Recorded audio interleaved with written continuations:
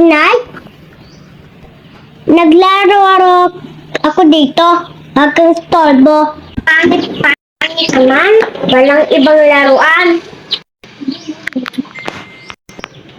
Nay, bilhin mo nga ako ng bagong laruan.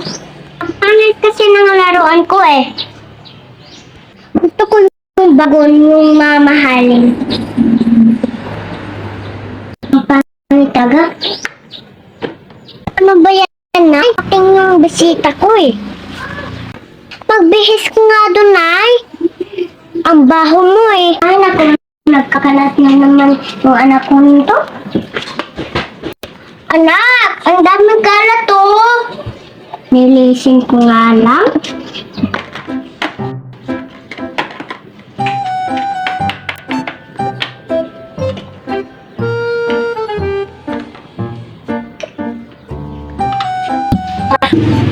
Ay, nilisin ko nga maglinis. Kumain na kaya yung anak ko?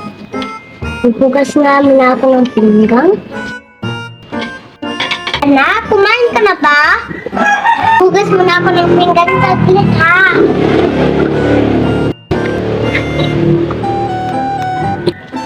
Ay, ang kalat sa bahay.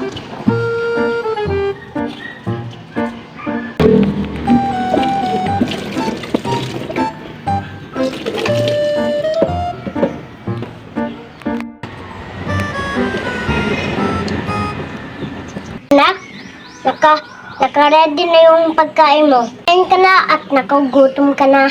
Tumutuhan ka na. Ano ka ba? Tanga ka ba? Nakita mo naman nagsiselfone ako. Tanga ka talaga. Kahit kailan tanga ka. Kumain ka mag-isa mo doon. Ano yung niluluto mo? Tuyo na naman, ha? At hoy! Hindi kita nanay.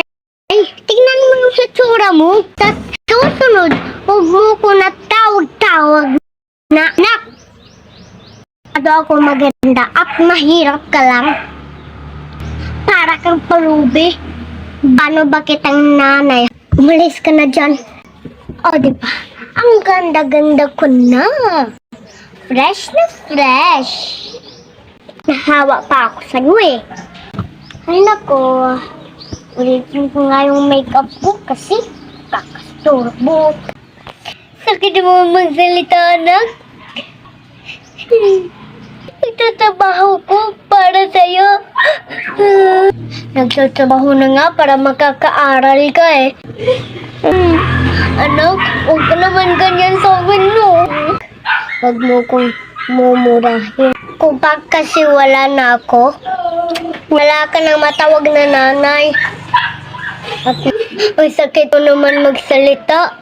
Kahit mahirap lang ako, nanay mo pa rin ako. Tawagin mo lang ako. Diyan ka na lang.